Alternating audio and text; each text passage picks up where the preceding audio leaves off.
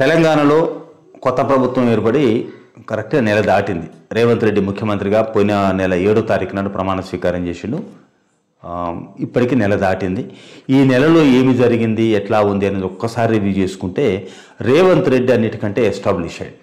చాలామంది బీఆర్ఎస్ నాయకులు ఆ రోజు ఏమనుకున్నారంటే రేవంత్ రెడ్డి నిలబడతాడా, కాంగ్రెస్లో సీనియర్స్ ఉన్నారు, రకరకాల కుమ్ములాటలు ఉంటాయి, రేవంత్ రెడ్డి నిలబడనిస్తారా, రేవంత్ రెడ్డికి ఓ మంత్రిగా చేసినోడు కాదు, అనుభవం లేదు, ఈ అవకాశాన్ని మేము వినియోగించుకొని మేము ఏదో సాధిస్తామనే గోతికాడినక్కలా కాచుకొని కూర్చున్నారు.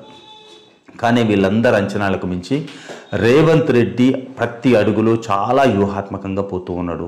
ఎక్కడ వేలెత్తి చూపడానికి అవకాశం లేకుండా ఆయన అడ్మినిస్ట్రేషన్ కొనసాగింది. ఈ 30 రోజుల పాలన కొనసాగింది. ప్రతి నిర్ణయం కూడా వినూత్నంగా విమర్శలకు తావు లేకుండా ఇచ్చింది.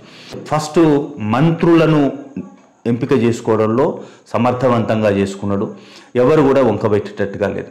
రెండోది, ఉప ముఖ్యమంత్రి బట్టి విక్రమార్కకు ఆ ప్రగతి భవన్ తర్వాత ప్రజాభవన్గా పేరు మార్చారు. ఆ భవన్ని కేటాయించడంతో కటక్కున కేసీఆర్కు కౌంటర్ పెట్టినట్టు అయినది, విమర్శల నుంచి తప్పుకున్నట్టుగా కూడా అయింది. ఇక మరొకటి ప్రధాన విషయం ఏమిటంటే అధికారులను, ఐఏఎస్ ఐపీఎస్ అధికారులను, సమర్థులైనటువంటి అధికారులకే ముఖ్యమైనటువంటి శాఖలను కేటాయించిండు. ఎక్కడ కూడా ఈ పైరవీలు చేసినట్టుగా కనపడలేదు. ఇది ఒకటి. అధికారుల ట్రాన్స్ఫర్సు, వాళ్ళకి ఇచ్చినటువంటి పోస్టింగ్స్ విషయంలో మాత్రం ఎటువంటి విమర్శలు రాలేదు. ఇది సరి అయినటువంటి పాలన అనేది ఉన్నది. తర్వాత ఆయన ఢిల్లీ పర్యటన కూడా చాలా ఆసక్తికరంగా ఉంది.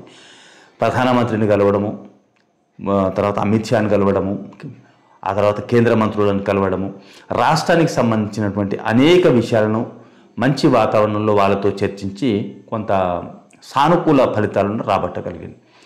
ఇటు పార్టీలో కూడా అందరినీ కలుపుకొని పోతున్నట్టుగా ఆయన ప్రవర్తన కనబడుతుంది. ఆయన మాట్లాడే తీరు కానీ, ఆయన తీసుకుంటున్నటువంటి నిర్ణయాలు కానీ అద్భుతంగా ఉన్నాయి. తర్వాత ఈయన ఎప్పుడైతే గట్టిగా ఎటువంటి అవకాశం లేకుండా ఈయన పాలన జరుగుతుందో బీఆర్ఎస్ కూడా జబ్బలు జారేసింది. ఇక రేవంత్ రెడ్డి దగ్గర నుంచి ఏదో ఒంటె పెదవుల కోసం నక్కాశ పడ్డట్టు పడాల్సిందే.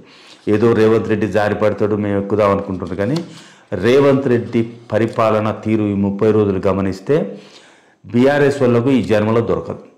కాంగ్రెస్లో కూడా రేవంత్ రెడ్డిని వంకబెట్టేటట్టుగా లేదు.